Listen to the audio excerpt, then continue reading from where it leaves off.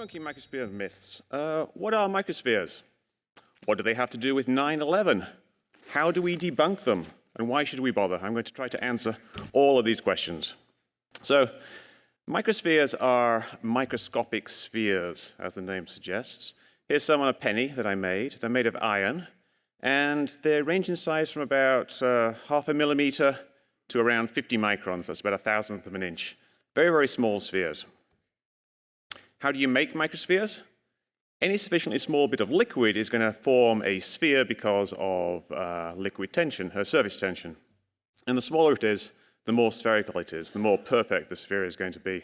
Like the tiny drops of water here, you see the ones at the top are very perfect spheres. This works with metals too. If you liquefy a metal, or the metal is liquid at room temperature, then it's going to form these little spheres. Here's some mercury, and there's some very tiny microspheres in the bottom right side there. This tendency of liquid metal can be used to do things like make lead shot. This is a shot tower. In the olden days, they made lead shot by pouring liquid lead from the top of a shot tower, and as it fell, it formed these little spheres, and then they caught it in a water bath at the bottom. And that's how they made lead shot 100 years ago. The microspheres that I'm interested in are iron microspheres. Iron microspheres you have to make by liquefying iron. So here is some liquid iron, and it's splashing around, and it's making a whole bunch of tiny little microspheres. The liquid iron liquefies at a bit below 1600 degrees Celsius, so it has to be white hot for it to work. Quick chemistry point. Steel is 98% iron. It's iron plus a little bit of carbon. So I'm going to use the terms steel and iron interchangeably here, and you'll see why later. So 9/11, what do iron microspheres have to do with 9/11? When the Twin Towers collapsed on 9/11, it generated a huge amount of dust. This dust coated a large area of downtown New York. And there were a lot of concerns at the time about the health effects of this dust. And as we now know, these concerns were very well founded. A lot of people breathed in the dust, especially the emergency workers, the first responders, and people did become ill after that. But at the time, the main concern was asbestos, but we really didn't know what was in the dust. So there was a whole bunch of studies done on this dust. The first one was done just a month after the collapses, but over the years, there were more and more studies done, one in 2001 by the USGS, various others done by various academic bodies. And then in 2003, there was this report by R.J. Lee, who was a contractor hired to study the dust in one particular location. And they found some iron microspheres in the dust. The USGS also found them a couple of years later. And then in 2007 or thereabouts, the 9/11 truth conspiracy people who believed that the World Trade Centers were brought down by a controlled demolition, they took notice of these iron microspheres. And they started thinking about what does this indicate in our narrative. And in 2008, Dr. Stephen Jones, a physicist, proposed the idea that these iron microspheres are proof of nanothermite demolition of the World Trade Centers. So how did he get from iron microspheres to controlled demolition? Well, it's quite simple. Iron microspheres means that there must have been molten iron. Iron melts at 1600 degrees centigrade. The building fires only burned at 1100 degrees centigrade. And thermite burns at 2200 degrees centigrade. Therefore, iron microspheres must have come from thermite. Simple logic. Also, since there's so many of them, that proves controlled demolition 100%, no question. Now, this theory has been around for a while, since 2008, but it's still very, very current. It's still something that's in constant usage by the 9/11 truth community. Here's the biggest organization of 9/11 truthers, which is Architects and Engineers for 9/11 Truth. And their website is describing this Jones paper as if it's current science. And they put it in a very, very simple way. This is a quote from the website: high heat results in spherical particles of iron. Iron doesn't melt until nearly 1600, and the fires were only 1100. This is what they say on their website. So they're using this very simple argument. Another group using this theory is the Lawyers' Committee for 9/11 Inquiry. This is a group of lawyers and Ed Asner who all strongly believe that 9/11 involved controlled demolition. As far as I can tell, I think they all generally mean well. I think the vast majority of people who are 9/11 truthers do actually believe in what they are saying, and they think they're just doing what is right. They think they're just doing what's best for the country and best for the victims of 9/11, try to get their conspiracy revealed to the world. They think that they're doing the right thing. What they're currently doing, the Lawyers' Committee, is they're filing a petition with the US Attorney in New York for a grand jury investigation into the events of 9/11. This is the petition. And in that petition, they make a very simple argument. This is a petition from earlier this year, so it's very, very current. And they say the presence in the World Trade Center dust of iron microspheres formed from previously molten iron is physically impossible without the use of incendiary materials such as thermite. This would be a very, very compelling argument for controlled demolition if it was true, but it's not true. There are many, many other ways of making iron microspheres. I've made iron microspheres myself about 10 different ways, and it's quite easy to do. But I'm not the first person to address this. This has been around for a while. Let's have a look at the long history of debunking 9/11 microspheres. We begin our timeline in 1665 with a guy called Robert Hooke. Mr. Hooke was a fellow of the Royal Society, and he invented a really good compound microscope. And he spent a lot of time with his microscope looking through it, studying small things, and drawing pictures of them. He wrote this great book called Micrographia, which he wrote for the king, apparently. And it's a really good read if you can get past the fact that the S looks like an F, which makes things a little lispy.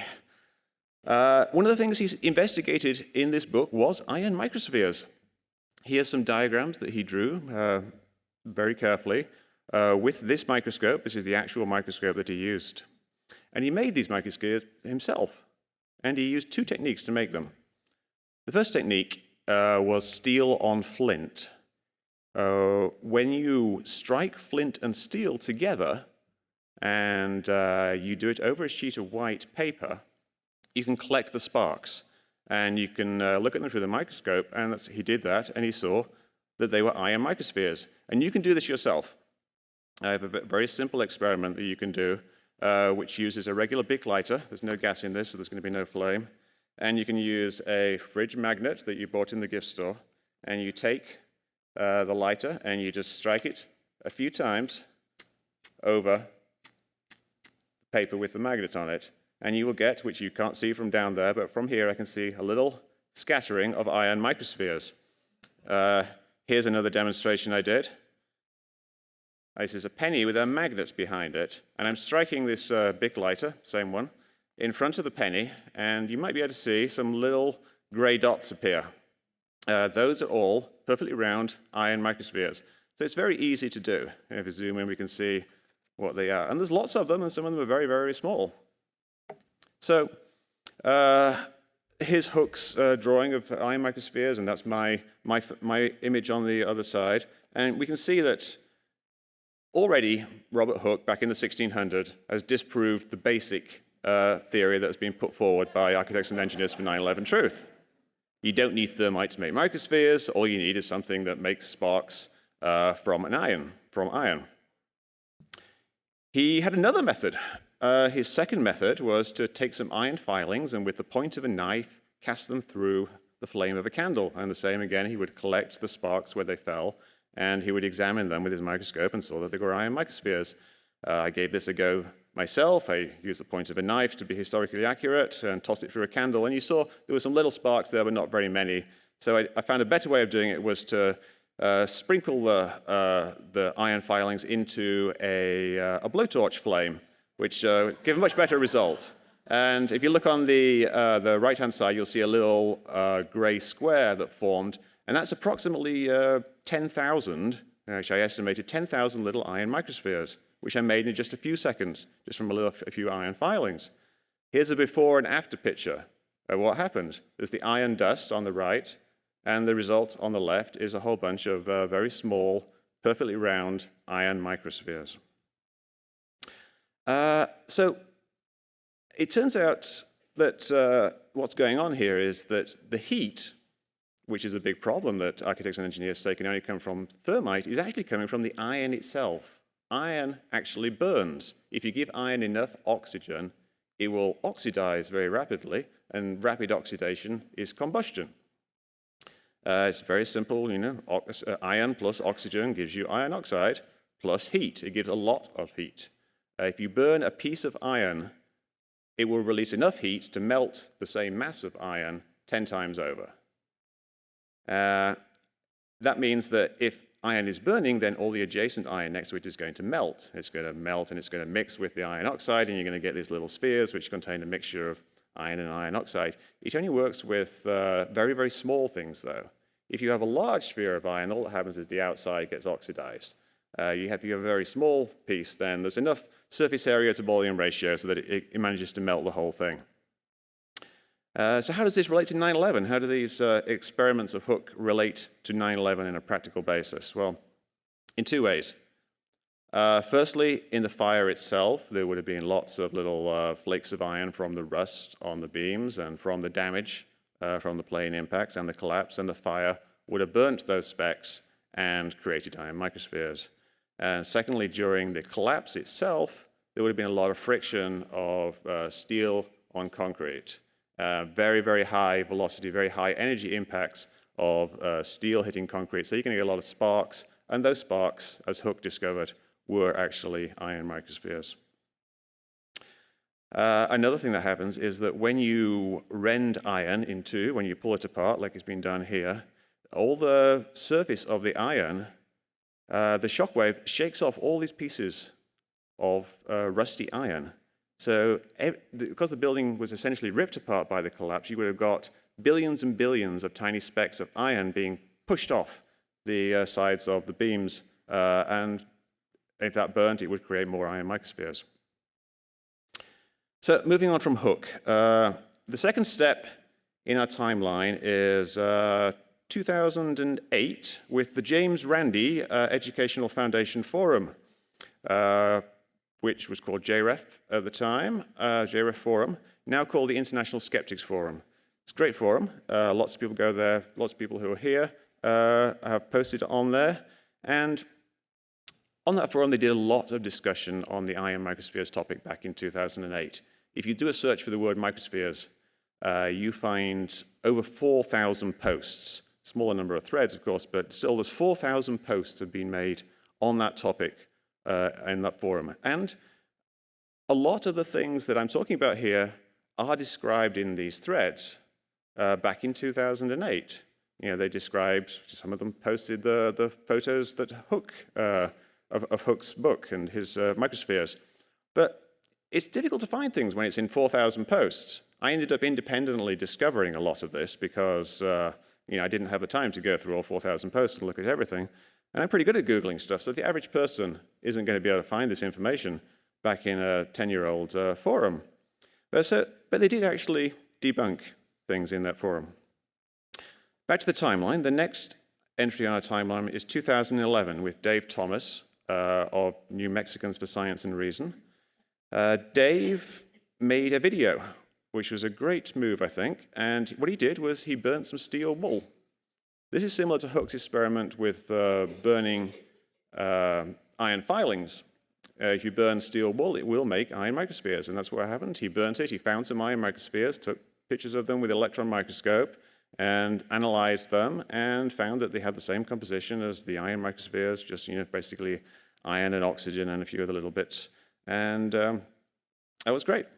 His spheres didn't look very good. They had these kind of spikes sticking out of them. Some people complained that they weren't really true spheres. But I found a better way of making them is to burn steel wool over a sheet of paper, just like Hooke did, but stick a magnet underneath.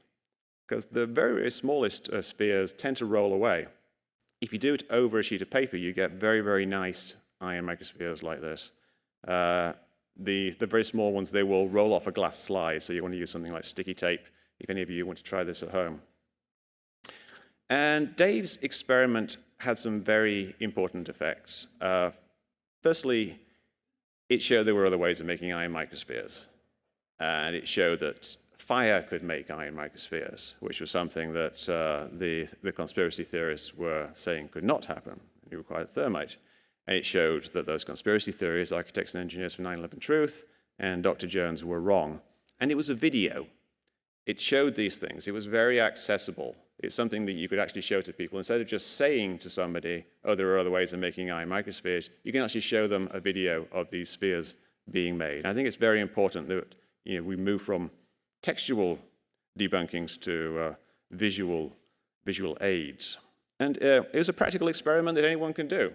He was using a scouring pad, but you can buy steel wool at a hardware store for a few dollars. And it's very, very simple to do, and it doesn't take much magnification to see these spheres.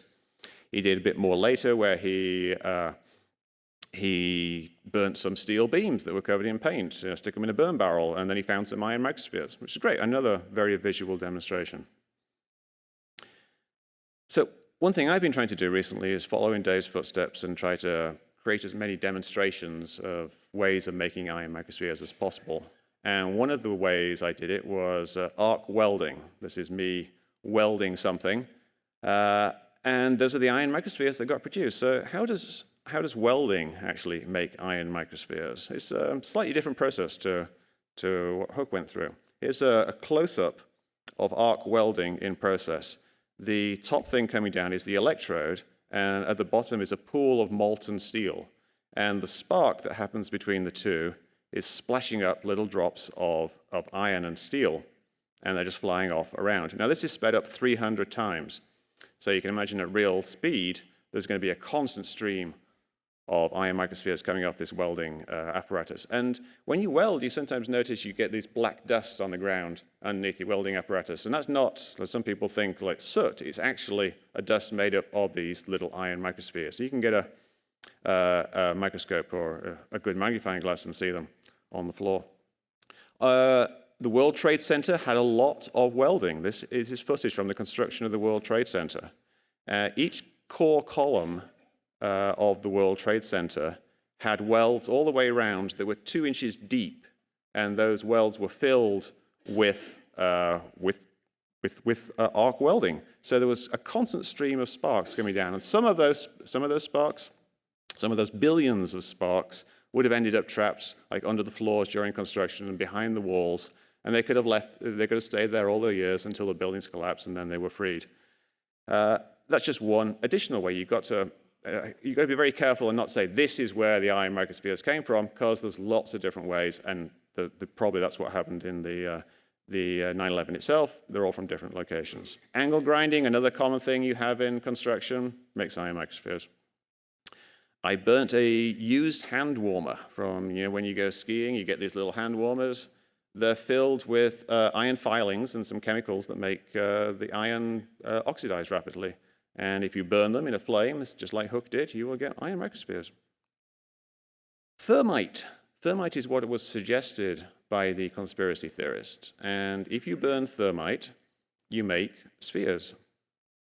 The spheres that are made, though, they don't look the same as the iron spheres that we found. A lot of them are white, and that's because they are made of iron oxide, aluminum oxide. Thermite is made from aluminum, metallic aluminum, the powder, and iron oxide powder. You mix them together, mix them together, and you set them on fire. It's a lot of fun. And it burns, and it creates molten iron and aluminum oxide. So the spheres that are formed are this combination of these white spheres and the gray spheres, and you get these strange eyeball spheres, which is a small sphere of iron with a larger sphere of aluminum oxide around it. And this is something that you just don't see reported in the World Trade Center dust. No one has ever really reported pure aluminum oxide spheres or these eyeball spheres. This is me using some thermite. Thermite's a lot of fun. You can get it on Amazon for about $5 a pound. You could buy the ingredients separately and mix them together. So it's very easy to do. Like a pound of thermite goes a long way. And here I'm cutting through a steel tube, essentially trying to demonstrate that you can cut steel with thermite even if it's like a very small bit. And that's the steel after the top part got cut and fell over. And you'll notice on the steel on the left-hand side there, it's kind of a whitish patina on it. And if you look closely at that, you'll see it's got all these tiny little spheres on it. This is something that happens when you cut steel with thermite. The thermite burns, it vaporizes, and then it condenses on the adjacent steel because the adjacent steel is a lot cooler. So you get this patina of aluminum oxide and iron. And if you zoom in, you see it's composed of millions of microspheres, but they're these white microspheres, mostly white. They're not the iron microspheres. And this is something, again, that people did not notice at the World Trade Center. This is my wheelbarrow. It's my long-suffering wheelbarrow. I've cut a notch out of it on the right, and I've been hitting it with an axe. These are the steel trusses that were underneath the floors on every level of the World Trade Center.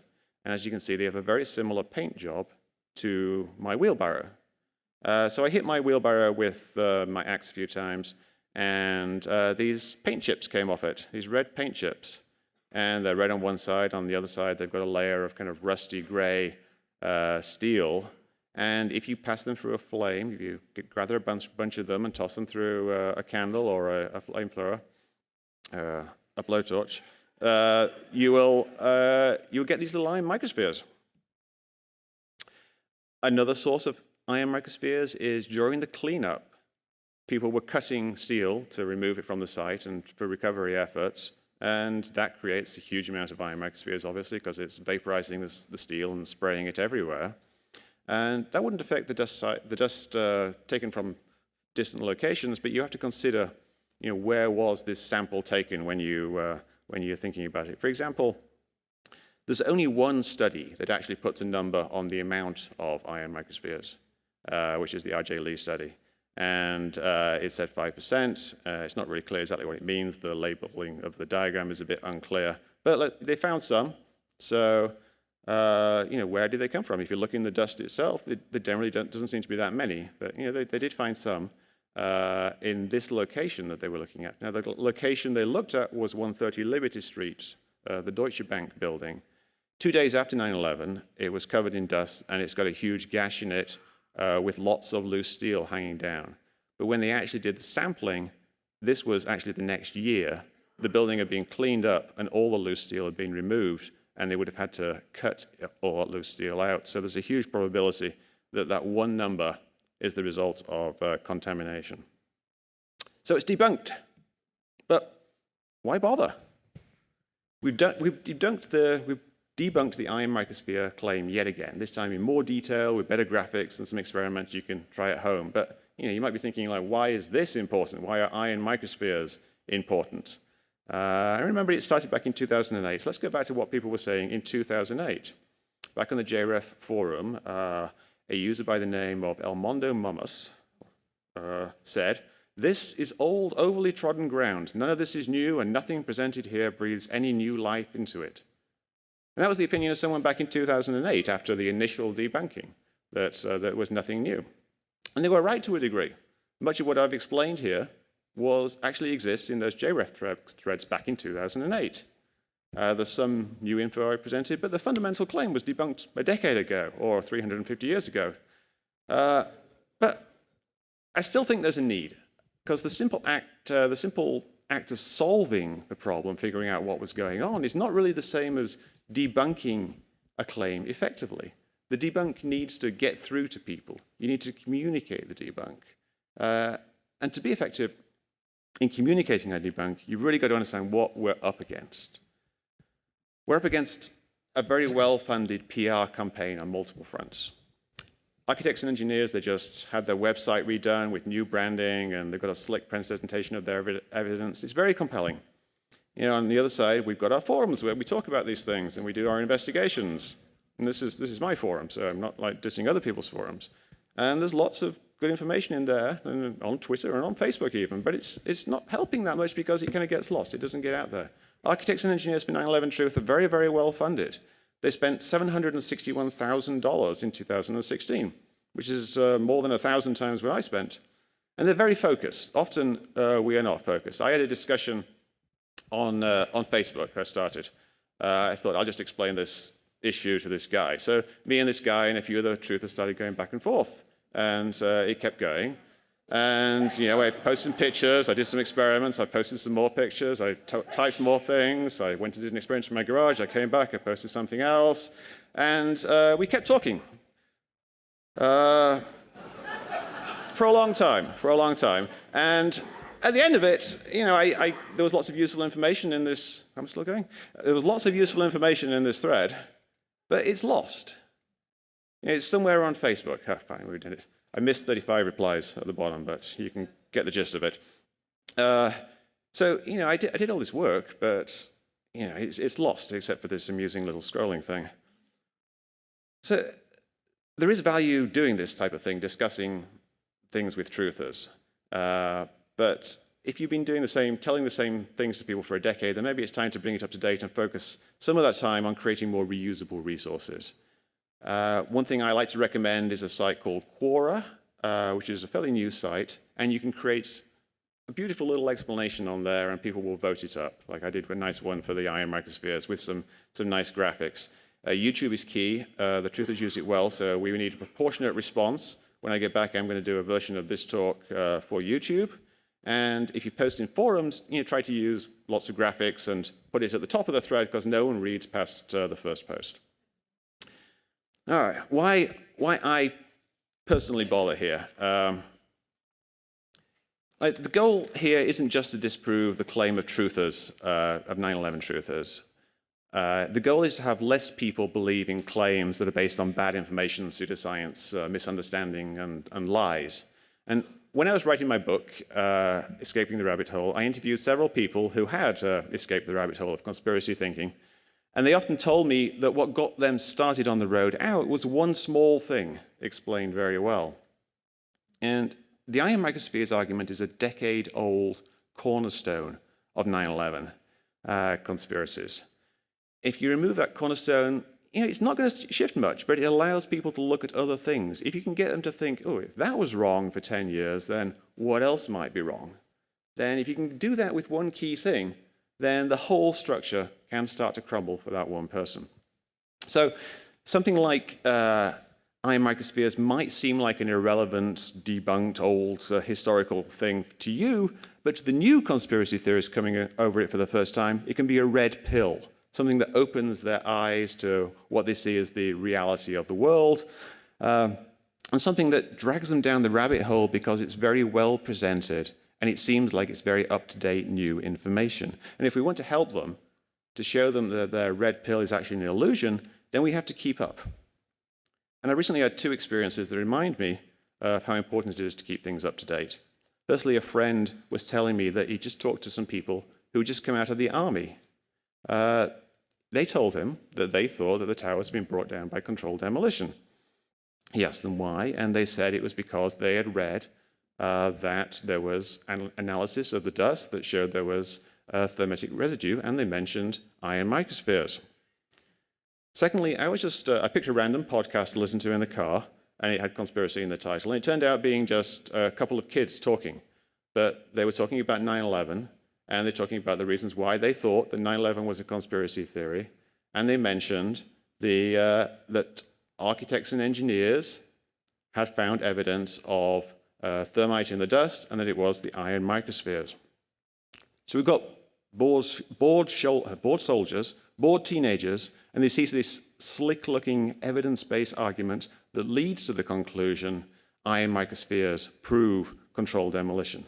They get convinced, they fall down the rabbit hole. I don't want soldiers believing in conspiracy theories, and I don't want the next generation believing in conspiracy theories. 9/11 truthers mean well, but they're wrong. And they're going to keep spending nearly $1 million a year promoting their false message, refining it, improving it, and pushing it on the public. So I think it's important to push back, and I'm going to keep on pushing. So thank you.